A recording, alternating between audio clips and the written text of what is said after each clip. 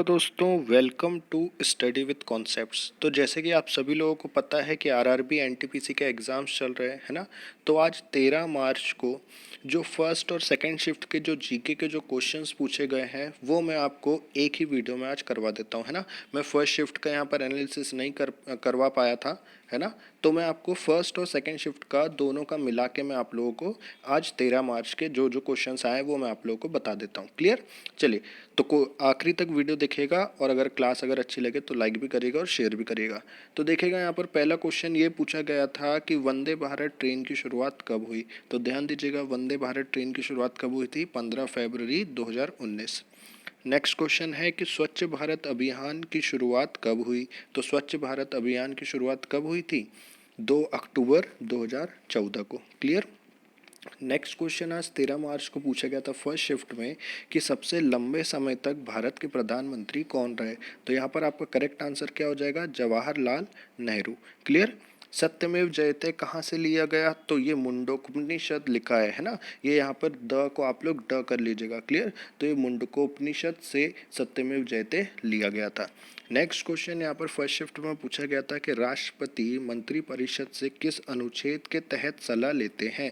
तो आर्टिकल 74, है ना। आर्टिकल 74 के तहत, अनुच्छेद 74 के तहत राष्ट्रपति मंत्रिपरिषद से सलाह लेते हैं। क्लियर? चलेगा। नेक्स्ट क्वेश्चन है पद्म विभूषण 2021 इनमें से किन्हें दिया गया है? तो सॉरी, तो पद्म विभूषण 2021 सुदर्शन साहू जी को दिया गया है ना। ऑप्शन में यहाँ पर सुदर्शन साहू जी था, तो बिल्कुल यहाँ पर जिन्होंने भी यहाँ पर सुदर्शन साहू टिक किया है वो बिल्कुल सही है कि पद्म विभूषण 2021 इनमें से किन्हें दिया गया है? तो सुदर्शन साहू जी को।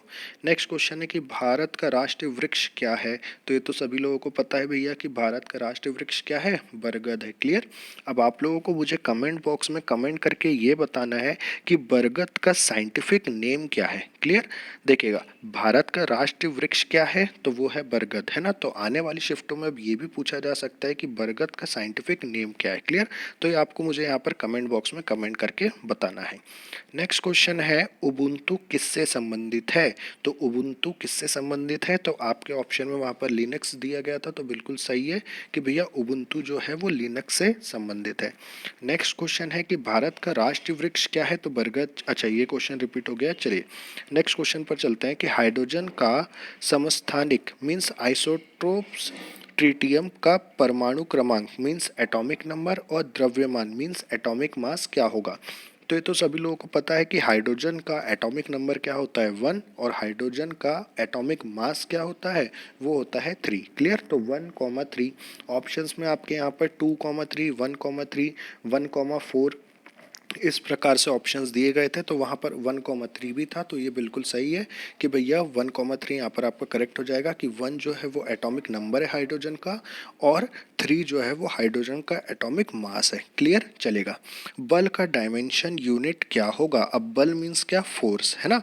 तो फोर्स क्या होता है? केजी मीटर पर सेकेंड स्क्वायर।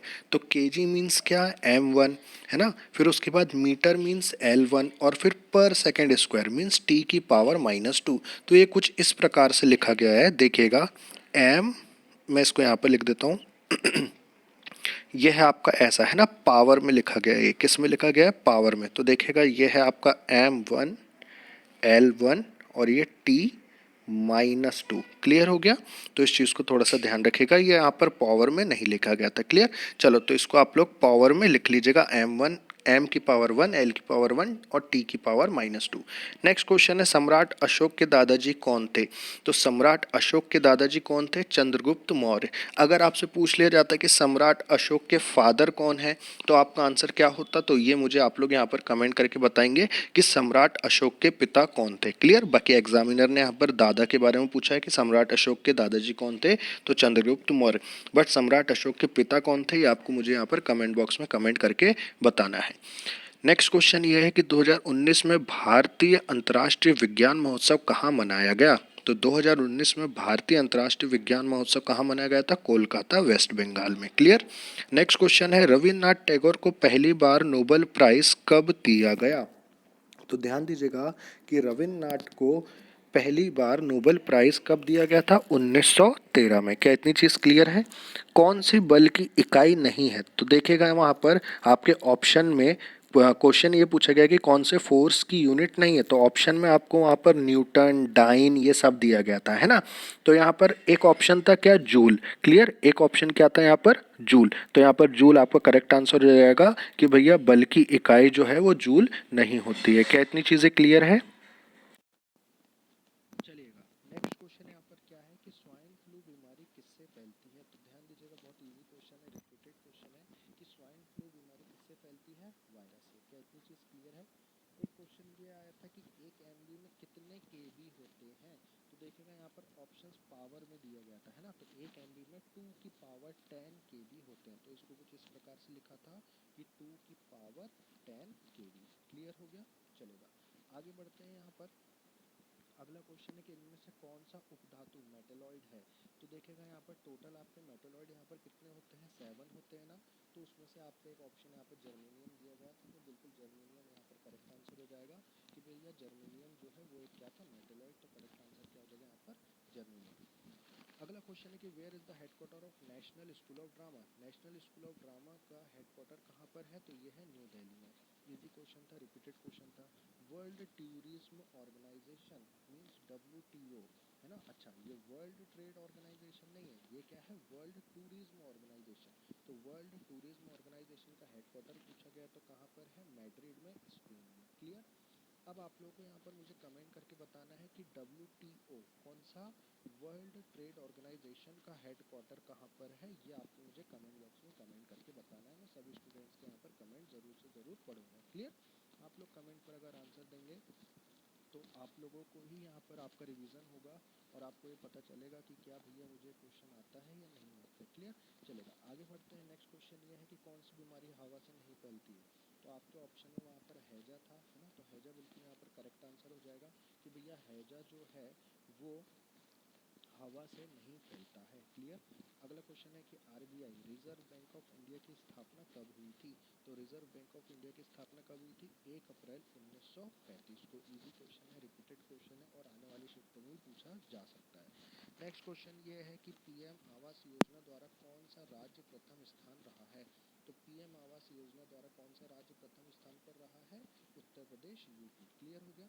महात्मा गांधी जी को महात्मा की उपाधि किसने दी थी? तो देखेगा इस चीज में, इस क्वेश्चन में थोड़ा सा ट्विस्ट है। वो क्या है? देखो, महात्मा गांधी जी को महात्मा की उपाधि, मैं यहाँ पर लिख भी देता हूँ शॉर्ट में, महात्मा गांधी जी को महात्मा की उपाधि दी थी रविंद्रनाथ टैगोर ने, और रविंद्रनाथ टैगोर को गुरु की उपाधि दी थी महात्मा गांधी ने। क्लियर। तो ये दोनों यहाँ पर क्या हो जाएगा? इन्वर्स हो जाएगा, है ना। कि महात्मा गांधी जी को महात्मा की उपाधि किसने दी थी? रविंद्रनाथ टैगोर ने। और रविंद्रनाथ टैगोर जी को गुरु की उपाधि किसने दी थी? तो महात्मा गांधी ने। तो इन दोनों क्वेश्चन को आप ध्यान रखिएगा, आने वाली शिफ्टों में भी ये भी पूछा जा सकता है कि रविंद्रनाथ टैगोर जी को गुरु की उपाधि किसने दी थी, तब आपका आंसर यहाँ पर क्या होगा? महात्मा गांधी। क्लियर। चलेगा, नेक्स्ट क्वेश्चन है मानव शरीर में कौन सा अंग J आकार का होता है? तो वो होता है अमाशय, स्टोमक, है ना।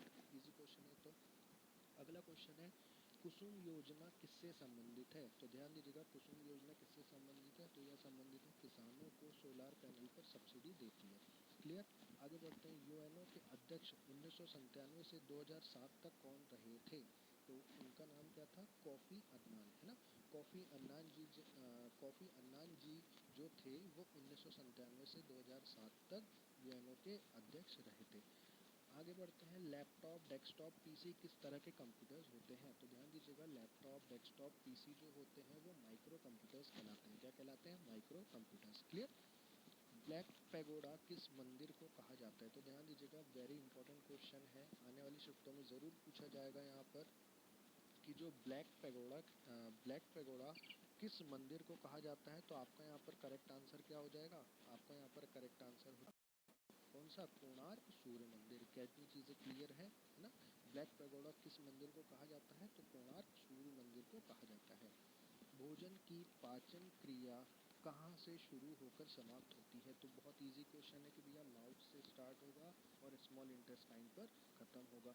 तो भोजन की पाचन क्रिया कहाँ से शुरू होकर कहाँ समाप्त होती है? तो मुख से छोटी आंत तक। क्लियर। चलिए, हिंद कुश हिंद कुश की सबसे ऊंची चोटी कौन सी है? तो ध्यान दीजिएगा, हिंद कुश की सबसे ऊंची चोटी कौन सी है? नौशाख। कौन सी है भैया? नौशाख। क्लियर। चलो आगे बढ़ते हैं। तिस्ता और दिहांग नदी के बीच की हिमालय को क्या कहते हैं? तो तिस्ता और दिहांग नदी के बीच के हिमालय को क्या कहते हैं? असम हिमालय। मीठे पानी की सबसे बड़ी कृत्रिम झील कौन सी है? तो मीठे पानी की सबसे बड़ी कृत्रिम झील कौन सी है? वुलर झील। क्लियर। तो बहुत इजी क्वेश्चन है, रिपीटेड क्वेश्चन है और आने वाले चैप्टर में भी पूछा जा सकता है कि मीठे पानी की सबसे बड़ी कृत्रिम झील कौन सी है? वुलर झील। क्लियर। रेडियो एक्टिविटी का एसआई यूनिट क्या है? तो बहुत इजी क्वेश्चन है भैया कि रेडियो एक्टिविटी का एसआई यूनिट क्या है? तो जिन्होंने रेडियो एक्टिविटी की खोज करी थी वही इसकी एसआई यूनिट है। क्या? बैक्वेरल है ना। किन ने खोज करी थी? हेनरी बैक्वेरल ने। क्लियर। तो इसकी एसआई यूनिट भी क्या है? बैक्वेरल। आगे बढ़ते हैं। स्वतंत्रता, समानता, बंधुता की भावना किस देश से ली गई है? तो ध्यान दीजिएगा, स्वतंत्रता, समानता, बंधुता की भावना फ्रांस देश से ली गई है। क्लियर। विजय बैंक और देना बैंक का विलय किस बैंक में हुआ? तो बहुत इंपॉर्टेंट क्वेश्चन है। विजय बैंक और देना बैंक का विलय किस बैंक में हुआ था? Bank of Baroda. अगला क्वेश्चन है, इंटरनेट पर पब्लिश होने वाली सबसे पहला समाचार कौन सा है? तो इंटरनेट पर पब्लिश होने वाला पहला समाचार कौन सा था? द हिंदू। आगे बढ़ते हैं। यूनिसेफ का यंगेस्ट ब्रांड एम्बेसडर 2018 में किसे बनाया गया था? तो यूनिसेफ का यंगेस्ट ब्रांड एम्बेसडर 2018 में किसे बनाया गया था? हिमा दास को। अब आपको यहाँ पर मुझे कमेंट करके बताना है कि यूनिसेफ का फुल फॉर्म क्या है, इसका हेडक्वार्टर कहाँ है और ये कब इस्टेब्लिश हुआ था। क्लियर। चलेगा। तो यूनिसेफ का यंगेस्ट ब्रांड एम्बेसडर 2018 में किसको बनाया गया था? हिमा दास जी को। आगे बढ़ते हैं। राष्ट्रीय ध्वज का डिज़ाइन किसने तैयार किया था? तो देखिएगा, कल की शिफ्ट में, सेकंड शिफ्ट में ये पूछा गया था कि रुपये का डिज़ाइन किसने किया है और आज की सेकंड शिफ्ट में ये पूछा गया है कि राष्ट्र ध्वज का डिज़ाइन किसने किया गया है। तो देखिएगा, राष्ट्र ध्वज का यहाँ पर डिज़ाइन किसने किया है? पिंगलई वेंकैया जी ने। अगला क्वेश्चन है, यूएनओ का नामकरण किस देश के राष्ट्रपति ने किया? तो यूएनओ का नामकरण किस देश के राष्ट्रपति ने किया था? यूएसए के। सबसे युवा निशानेबाज जिन्होंने 2018 शूटिंग में गोल्ड मेडल जीता, तो वो कौन थे? Manoj Bhakar. The Soul of a New Machine books को कौन सा अवार्ड मिला? तो इन्हें पुलित्जर पुरस्कार मिला था, है ना। तो The Soul of New Machine books के राइटर कौन है, ये भी जानना जरूरी है। तो कौन है? ट्रेसी केगर। क्लियर हो गया। मैं दोबारा इस क्वेश्चन को रिपीट कर रहा हूँ कि The Soul of a New Machine book को कौन सा अवार्ड मिला? तो पुलित्जर पुरस्कार। और इसके राइटर कौन है? तो वो है ट्रेसी केटर। अगला क्वेश्चन है, रामनाथ कोविंद भारत के कौन से नंबर के राष्ट्रपति हैं? ये क्वेश्चन पूछा गया, तो बहुत इजी क्वेश्चन है। वो कौन से नंबर के राष्ट्रपति हैं? तो आपके ऑप्शन में 12, 13, 14, 15 दिया था, है ना। तो यहाँ पर आपका करेक्ट आंसर क्या हो जाएगा? 14, है ना। कि रामनाथ कोविंद जी जो है वो भारत के 14वें नंबर के प्राइम मिनिस्टर, ओ सॉरी, 14वें नंबर के प्रेसिडेंट हैं। क्लियर।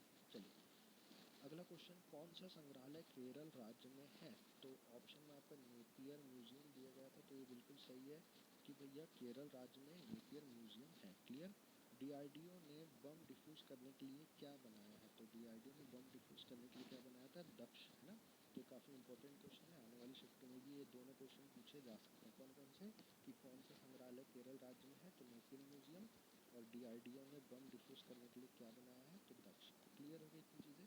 तो ये कुछ 42-43 क्वेश्चन मिले थे फर्स्ट और सेकंड शिफ्ट मिला के, आज 13 तारीख के, है ना। अगर आपको इसकी अगर आपको पीडीएफ चाहिए तो बिल्कुल आप टेलीग्राम चैनल को ज्वाइन कर सकते हैं। टेलीग्राम चैनल की लिंक डिस्क्रिप्शन बॉक्स में दी गई है, तो बिल्कुल वहाँ से आप ज्वाइन कर लीजिएगा। क्लियर।